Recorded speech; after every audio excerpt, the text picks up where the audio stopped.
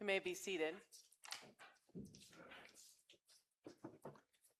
In the movie The Delivery Man, a man discovers that he's fathered 600 children, close to 600 children, through sperm donation.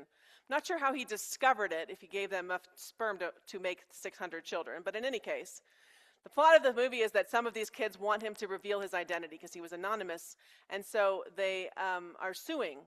And so he decides to go and visit some of them anonymously as well, just to see what they're up to. And they are, as human beings are, in a variety of life circumstances, right? There is a famous soccer star and a drug addict and a struggling actor and everything in between. And I got to be honest, it's not that great of a movie. But I appreciate thinking about the potential that all human beings have, right? That even if you share some amount of DNA, the story of your life could be anything. You know how they like to do the thing where you guess somebody's baby picture, like at the work or at school? You can usually figure that out looking at a baby picture and knowing the adult. But I'm not sure that if you look at a baby picture, let alone a baby themselves, that you can tell everything that's going to be for them, who they're going to be and what they're going to look like and everything that's going to come. We don't know that. Only God knows those things. And as the scriptures today remind us, God sees things a little bit differently than we do. And that's at least what God said when he called David to be the king over Israel. The people of his family didn't even think he was important enough to come to the made-up ritual that Samuel was having to have as a pretense so that he could anoint the next king. But God knew who David was. Not just beautiful eyes and a ruddy skin and a handsome young man, but a potential king. And if you know anything about the story of David, then you know David was a lot of things. Not unlike human beings who have a variety of life experiences. As human beings, we have within us a variety of truths and experiences. David was a really great military strategist. He was an incredibly talented musician. And I think on the whole, a pretty good king. But he did not treat women well. And he had really weird relationships with his children. He was a very complicated human being. And I like to think that even in his childhood, God saw David for all of that. He knew that he was not perfect, that he would be flawed, but he also knew what an amazing king he could be and the fullness of what David would grow into. When we baptize babies and children, when only God knows who they might become, we ask their parents and godparents to promise that they will turn from evil to Jesus, which is kind of the foundation of baptism and pretty key to our faith. But I have to say, it does get awkward talking to parents and godparents about evil children, right? I mean, those 2 a.m. feedings with newborns are a little rough, but evil? I think that's kind of stretching it. And besides, if a child grows to make bad choices, is that really something that the parents and godparents have to be totally responsible for? I know that in our modern era, we actually are literally debating this because sometimes parents are being held accountable in legal systems for the choices that their kids make. But apparently this is something that goes all the way back to Jesus' day, because when this horrible thing happened and a blind man was healed, the Pharisees went to his parents to find out not what choices their son had made or what mistakes he might have made, but about the circumstances of his birth.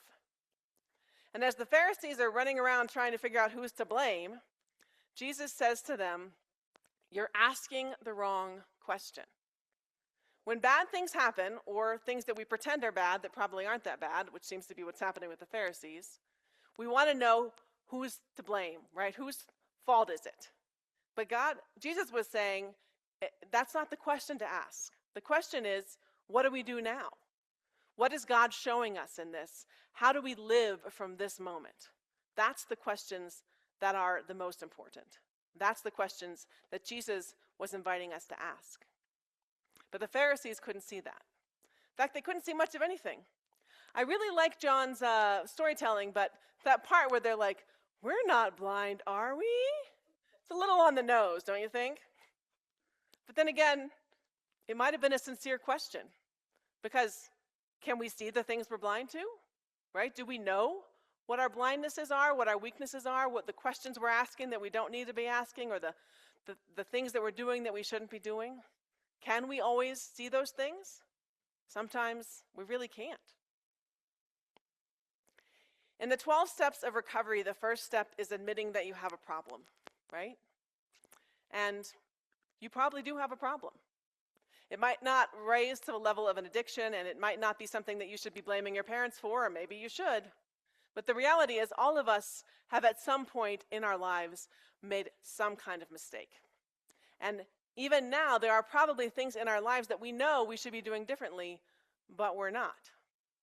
And even if you are a person who is totally blameless, you keep telling yourself that, the truth is, as a human species, we are leaving much to be desired, right? The things that we promise in baptism that we're going to turn away from, the spiritual forces that rebel against God, the things that corrupt and destroy the creatures of God, the things that draw us away from the love of God, we're pretty good as a human species about making a space for those sorts of things. And it's hard to figure out where we've gone astray and what needs to be changed, because sometimes we can't see it. If you grew up in a tradition where you had to make confession as a child, it's an interesting verb choice, isn't it?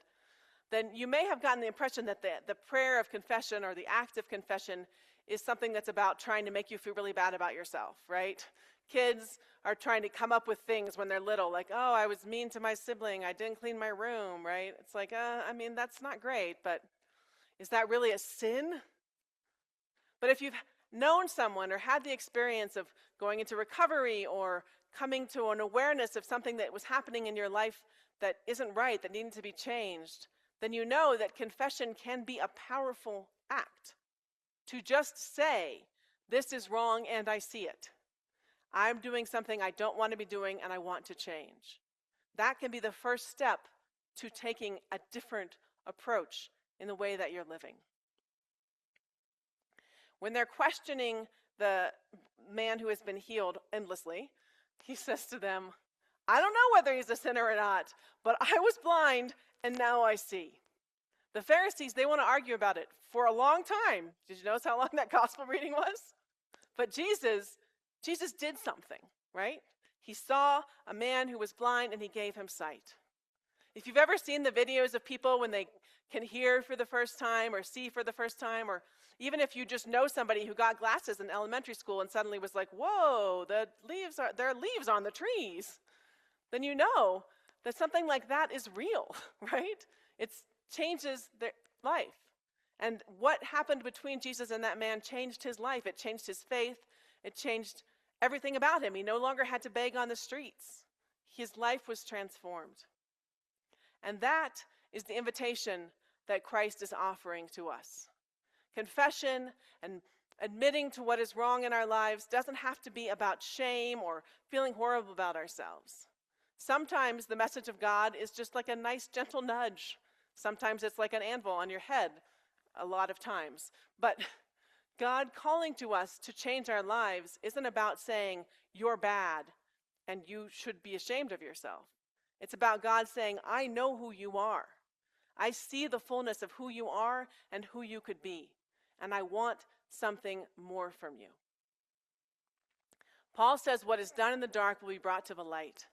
Sometimes it feels like not if we can help it, right? We try so hard to keep things in the darkness, to pretend things aren't happening, to blame somebody else for whatever is going wrong in the world. But the practice for this week that I want to invite you to is to tell the truth, right? To ask for forgiveness, to offer forgiveness, to admit to what changes need to happen in your life and in this world that you can be a part of making happen. That too is an act of a prayer, especially when it comes from a place where we remember who God knows us to be. We are God's beloved children, and God is calling us into the fullness of a new life, to rise from the dead, as it says in the scriptures, and let the light of Christ shine upon us.